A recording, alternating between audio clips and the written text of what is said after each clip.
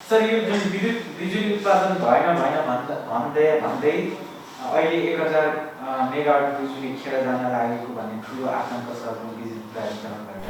त्यसलाई कसरी लिनुहुन्छ? होइन, यो पहिले पनि खेर गइराखेको थियो र त्यसलाई नोटिसमा नल्याइएको हो। जस्तो कि नेपालको प्रसारण लाइन र केन्द्रीय प्रसारण प्रणाली चाहिँ जहाँ जहाँबाट विद्युत उत्पादन भइरहेको छ त्यो ठाउँमा नपुगिरहेको अवस्था थियो र स्थानीय 33 केभीए को प्रसारण लाइनमा चाहिँ जोडिएको थियो। त्यो अवस्थामा 33 केभीए को प्रसारण लाइनमा स्थानीय रूपमा उपभोग नहुँदाखेरि त्यत्तिकै खेर गइरहेको अवस्था थियो र त्यसमा पनि के छ भने भिड भएर सबैलाई 60% 80%मा मात्रै चाहिँ तिमीहरूको विद्युत उत्पादन गर भनेर एनइएले चिठी नै लेखेर दिएको अवस्था पनि म स्वयंले भोगेको छु र त्यो उत्पादन गर्न नदिएर जुन घाटा हुन्छ कम्पनीलाई त्यो पैसा चाहिँ एनइएले नदिएको अवस्था, आउटिङ भन्छ त्यसलाई, त्यो पैसा नदिएको अवस्था पनि हो। विद्युतका प्रवर्धकहरू पहिलेदेखि नै यो बडा चाहिँ पीडित थिए। अहिले आएर चाहिँ विद्युत प्राधिकरणका आफ्ना विद्युत गृहबाट पनि त्यो समस्या आउन थाल्यो, उत्पादन गृहमा पनि, उत्पादन परियोजना पनि।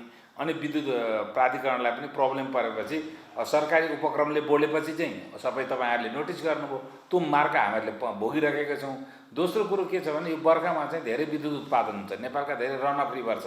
बाँध बनायो भने त राष्ट्रवाद खण्डित भइहाल्छ। हाम्रो बाँध त बनाउनै भएन। अनि हुने के भयो त रन अफ रिभर भयो। रन अफ रिभरको चाहिँ स्वभावै कस्तो हुन्छ, प्रकृति नै के हुन्छ भने बर्खामा धेरै निक्लिन्छ, हिउँदमा कम निक्लिन्छ। त्यसरी अहिले निक्लिएको बिजुली सबै भारतसित प्रसारण लाइन पुरा बनि नसकेको हुनाले उता नजाने, हिउँदमा हाम्रो बिजुली नपुगेर उताबाट ल्याउनु पर्ने। हाम्रा कस्तो छ भने जस्तो कि भारतको सीमावर्ती क्षेत्रबाट चाहिँ डिस्ट्रिब्युसन नेटवर्क नेपालभित्र पसेको छ। डिस्ट्रिब्युसन नेटवर्कले बिजुली उता पठाउन सकिँदैन, उताको बिजुली यता ल्याउन चाहिँ सकिन्छ। त्यो स्थिति छ। त्यसकारण बर्खामा जान्छ। यो मात्र होइन, अरू योजनाहरू आउँदैछन्। अब तामाकोसी अपरेसनमा आउँदैछ, धेरै बिजुली खेर जान्छ र ऐन मौका नेपालमा विकास निर्माणका सम्भावनाहरू परिस्थितिहरू झन् चाहिँ पछि पर्दै गएका छन्। यसले गर्दाखेरि औद्योगिक क्षेत्रको माग पनि कमजोर हुँदै गएको छ। बिहान बेलुका अब भातै पकाउनलाई त बिहान बेलुका मात्रै अलिकति प्रयोग गर्ने हो। त्यो पुरै बिजुली भने त 24 घण्टा उत्पादन भइराख्ने हो। त्यसले गर्दाखेरि माग चाहिँ भित्र पनि औद्योगिकरण नभएर घटेको अवस्था हो।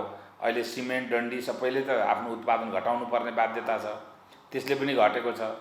अनि भारतमा पनि हामीहरूले चाहिँ क्रस बोर्डर लाइन बनाएर उता लाने स्थिति पनि छैन। त्यसकारण त्यो एकदम ठुलो समस्या छ। ठिक कुरा हो। विद्युत आन्तरिक माग बढाउन सरकारले के गर्नुपर्थ्यो?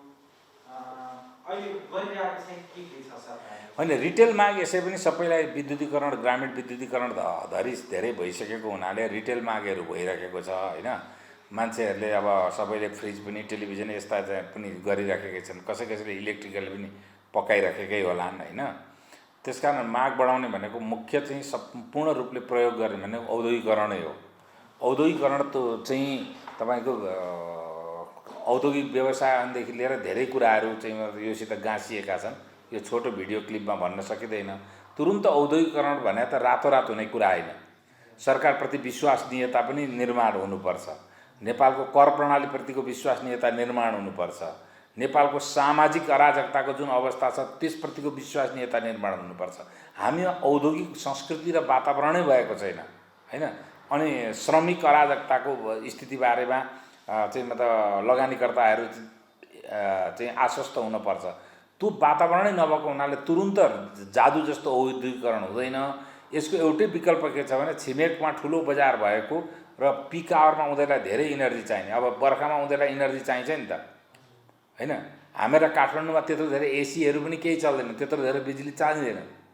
धेरै मान्छेहरू एसी बिनै बस्छन्। तर गङ्गा उपत्यकामा त भारतमा सक्षम मान्छे जतिले त सबै एसी र फ्यानहरू त 24 घण्टा चलाउनु पर्ने हुन्छ।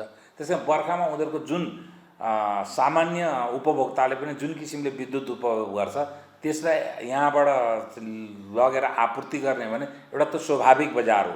तर अब भारतको नाम हामीहरूलाई सुन्न मन लाग्दैन। अब बजारसित पनि हामी ट्युनिङ गरेर हुन नसक्ने, बजारलाई पनि व्यवस्थापन गर्न नसक्ने, आन्तरिक औद्योगिकरण मार्फत आन्तरिक बजार पनि व्यवस्थापन गर्न नसक्ने भनेपछि अब हाम्रो विद्युत मार्फत समृद्धिको सपना चाहिँ बिस्तारै बिस्तारै अब धुमिल हुँदै गएको स्थिति छ। विद्युतीय सवारी साधन धेरै भित्रियो भनेर कर लगाइयो, तर तथ्याङ्क हेर्दा भित्रिएको बढी त पेट्रोलियम सवारी साधनहरू नै रहेछन् होइन। विद्युतीय सवारीमा लगाइएको करलाई कसरी लिनुभएको छ? म पहिले पनि अहिलेको जुन म अलिकति प्राविधिक मान्छे पनि हुँ, अहिलेको जुन किसिमको मोडलका विद्युतीय सवारी साधनहरू आउँछन् त्यसको चाहिँ त्यत्रो धेरै समर्थक त पहिले पनि होइन म, होइन। तर कर जसरी लगाइएको छ विद्युतीय गाडीमा मात्र होइन, डिजेल पेट्रोलको गाडीमा पनि कर चाहिँ एकदम घट्नुपर्छ र एउटा युवालाई अब आधुनिक युगमा एउटा पर्सनल क्याब भनेको अनिवार्य आवश्यकता हो। कुनै बेला रेडियोको पनि लाइसेन्स हुन्थ्यो, टेलिभिजनको पनि लाइसेन्स हुन्थ्यो, त्यो जमाना होइन। अब गाडी पनि रेडियो टेलिभिजन जस्तै भइसक्यो, एउटा सवारी साधन। त्यस कारण एउटा फ्यामिली क्याबको लागि पनि यत्रो चाहिँ व्यापक पैसा लिएर, यत्रो कर लिएर, यत्रो असम्भव सपना जस्तो जो देखाइदिइरहेको छ सरकारले, यो नै गलत नीति छ। त भारतमा कति छ भन्नुहोस् त गाडीको मूल्य, यहाँ कति छ? त्यस कारण विद्युतीय मात्रै होइन, अरू सवारी साधनमा पनि यो गलत नीति छ। पर्सनल लाइनका लागि एमसिसी स्वीकार गर्नुपर्छ भन्दै थियो, यस्तो विवाद भएको छ, अब के होला? एमसिसी प्रसारण लाइनका लागि स्वीकार गर्नु, एमसिसी अलग कुरा हो। प्रसारण लाइन भनेको हामीहरूले चाहिँ एमसिसीबाट बनाउँछौँ भनेर हामीहरूले नै सबमिट गरेको प्रोजेक्ट हो। प्रसारण लाइन हाम्रो जरुरत हो। अब त्यस कारण हाम्रो जरुरत अनुसार एमसिसीको प्याकेज लिँदाखेरि त्यो चाहिँ प्रसारण लाइन पर्न गएको। अब प्रसारण लाइन त अपरिहार्य छ, प्रसारण लाइनको आवश्यकता अघि मैले भनिहालेँ। एमसिसीमा त्यस्तो आपत्तिजनक क्लज केही पनि छैन एकदम। तर यो अतथ्य र कुतर्कहरू गरेर एमसिसीको बारेमा जुन किसिमको राजनीति भइरहेको छ त्यो चाहिँ अत्यन्तै खराब छ र इतिहासले एक दिन न एक दिन त भनिहाल्छ, यो कुराको निरूपण गर्छ। धेरै बिजुली खपत हुने सिमेन्ट उद्योगसँग प्रसारण लाइनको अभावमा बिजुली पुर्याउन सकिएको छैन। बिजुली उत्पादन गर्ने प्रसारण लाइनका सम्बन्धमा यस्तो ढिलासुस्तीलाई कसरी लिनुभएको छ? त्यो चाहिँ तपाईँहरूले अब यो विद्युतसँग सम्बन्धित ढिलासुस्ती हो। म यो जुन ठाउँमा बसेर अन्तर्वार्ता दिइरहेको छु, 1.5 वर्षदेखि एउटा फाइल चाहिँ पुरा भएको छैन, त्यहाँ त्यतिकै ढिलासुस्ती छ। अब त सबै त सर्वत्र छ, त के भन्ने र हामी लगानीकर्ता चाहिँ त सबै सकेदेखि सबै पलायन हुनु जस्तो गरेर फ्रस्ट्रेटेड भइसक्यो। नेपाल विद्युत प्राधिकरणको कुल लाखभन्दा बढी दायित्व बढ्ने गरी सरकारले विद्युतमा जनतालाई दिने भनेको राहतलाई कसरी लिनुहुन्छ? के भन्न खोज्नुभयो?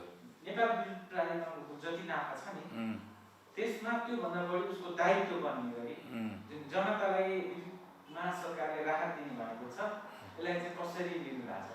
होइन, त्यो त विद्युत प्राधिकरणले लिन नपाउने होइन नि त। त्यो विद्युत प्राधिकरणले तोकेको मूल्य अनुसार उसले पाउने रकम त विद्युत प्राधिकरणको ट्रेजरीबाट जाने त होइन, त्यो त सरकारले कम्पेन्सेट गरिदिइहाल्छ नि।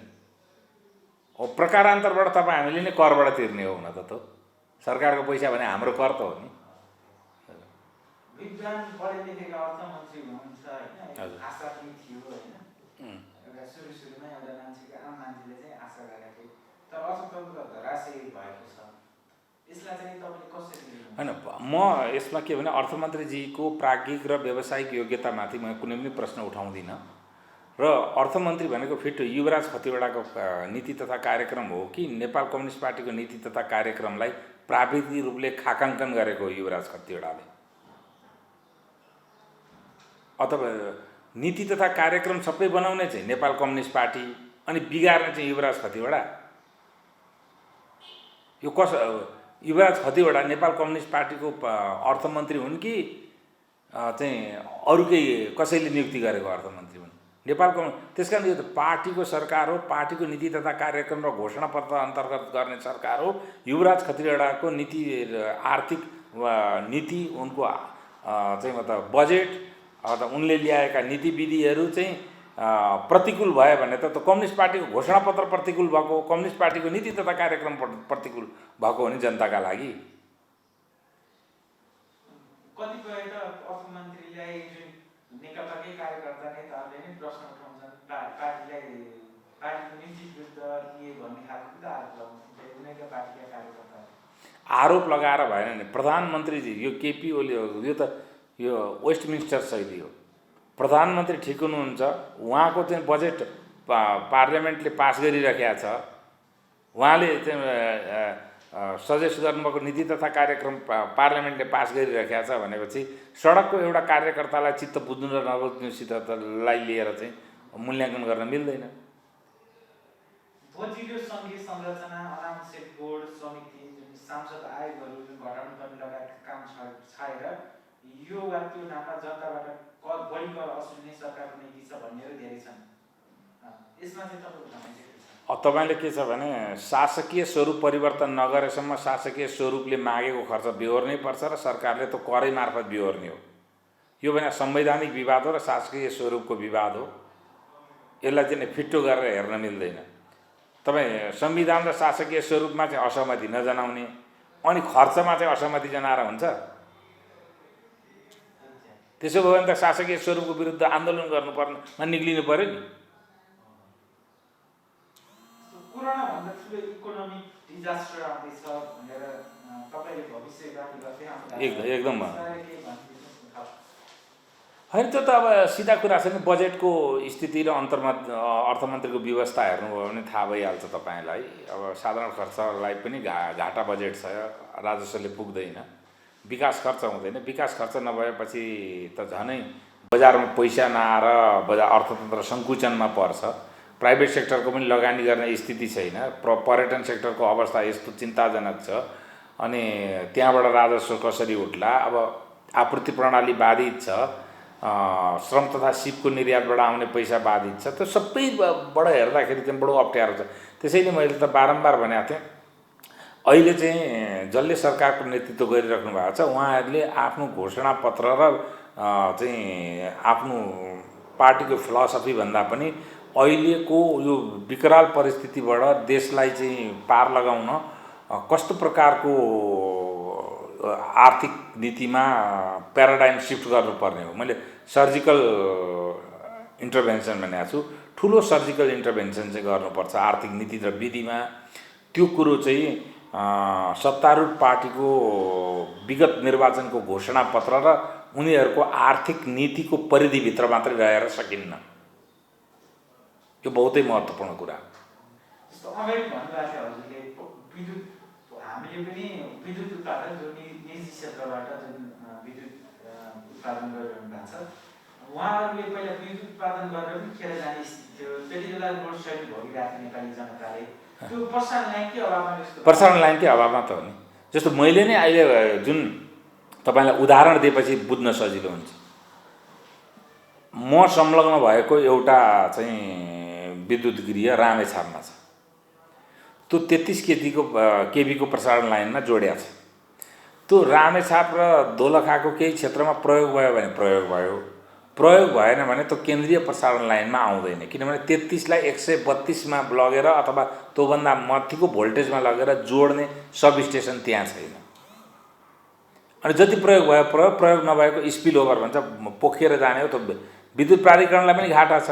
अनि त्यसमा पनि के छ भन्नुहुन्छ भने 12-15 मेगावाट बिजुली मात्रै हिँडाउन सकिने ठाउँमा 22-25 मेगावाट बिजुली हिँडाउनुपर्छ तिमीहरूले भनेर सबैलाई जोड दिएको छ।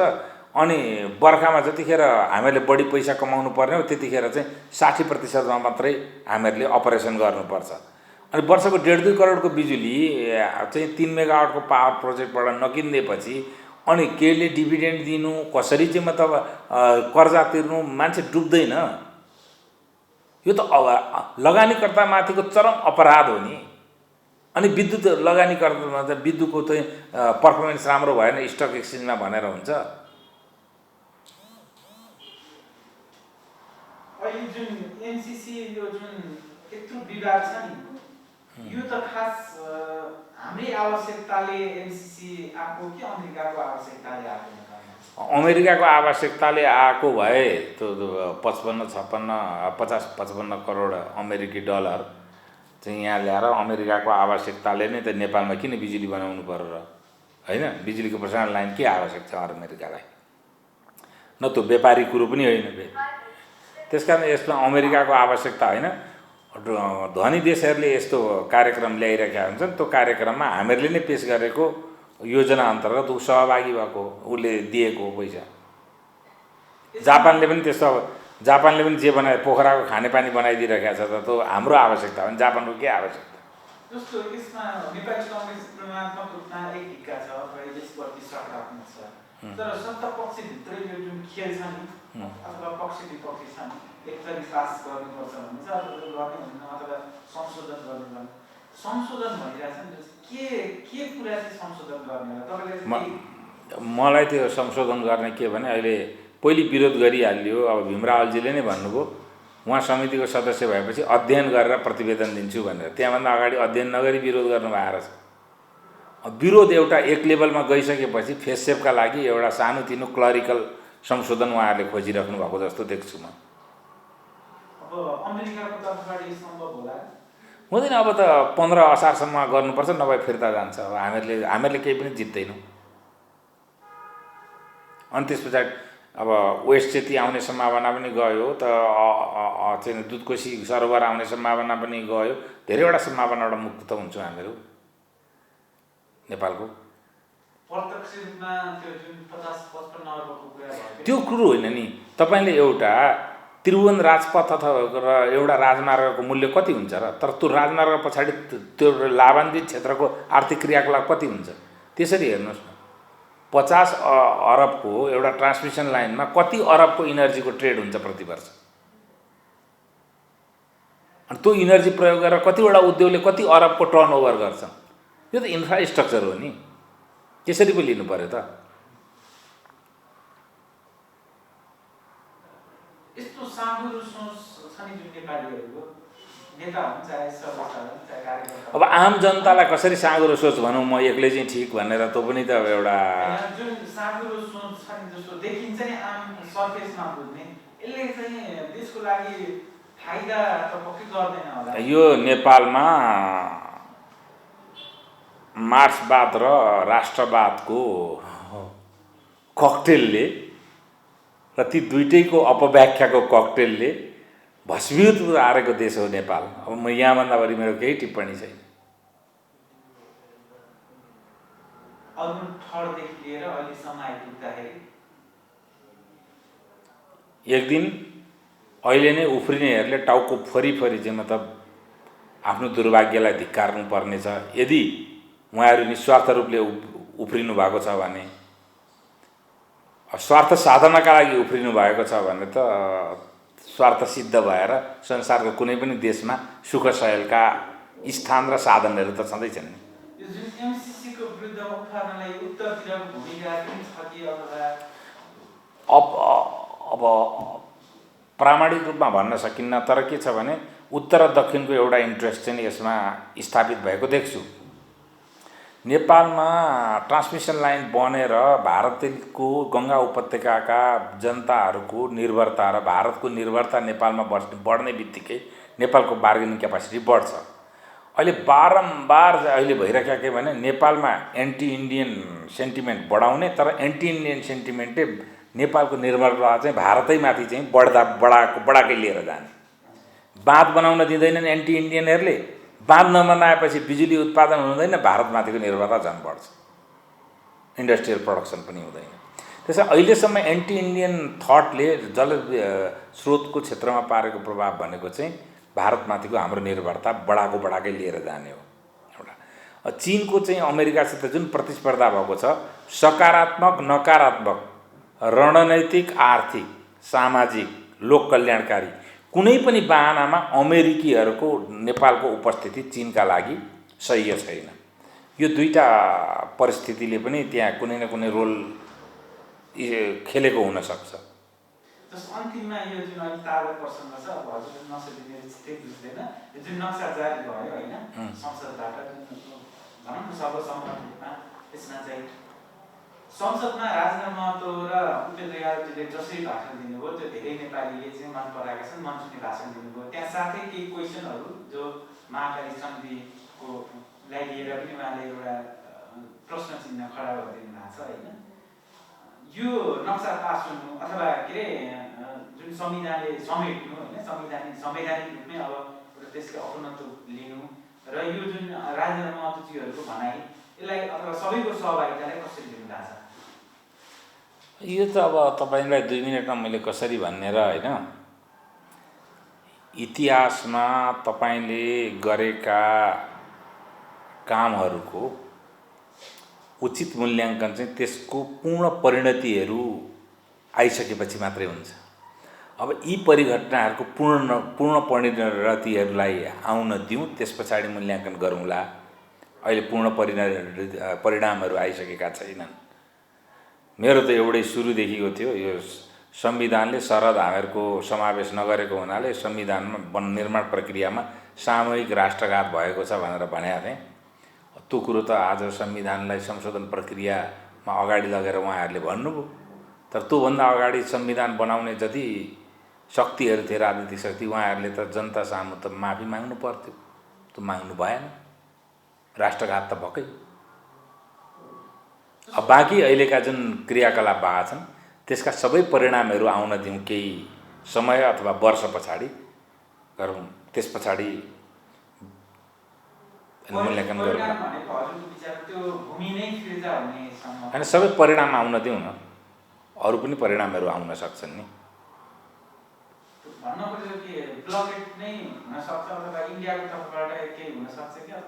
त्यो इन्डियनहरूले जानुन् होइन। तर हाम्रो यो एक्सन र हामीहरूको जुन काम गर्ने पद्धतिका अब धेरैवटा परिणामहरू आउन सक्छन्। अब अन्तर्राष्ट्रिय राजनीतिसित पनि यी सबै कुरा जोडिएका छन्, त्यसलाई आउन दिनुहोस् न। मेरा धेरैवटा भिडियो ब्लगमा पनि मैले केही भनेको छु, त्यसलाई पनि अब तपाईँका दर्शकहरूले फलो गर्नुभयो भने थाहा हुन्छ। केही मेरा चाहिँ टेलिभिजनहरूमा पनि डिस्कोर्सहरू आएको छन्, तिनीहरूबाट पनि थाहा हुन्छ। अनि त्यो मैले चाहिँ भनिसकेको छु सार्वजनिक रूपमा। यस्ता विषयवस्तु भनेको कुनै हिरोपन्थीका लागि मिडियामा भन्ने होइन। सरकारले चाह्यो भने म कुनै न कुनै सूत्र दिन सक्छु। र अहिले जुन किसिमको परिस्थिति निर्माण भएको छ, त्यो परिस्थिति नै निर्माण नहुने सूत्रहरू पनि थिए। अब सोधेनन् त म भन्न छु भन्दा एपोइन्टमेन्ट लिली जाने कुरो पनि भएन। मैले फेरि पाइँदा पनि पाइँदैन।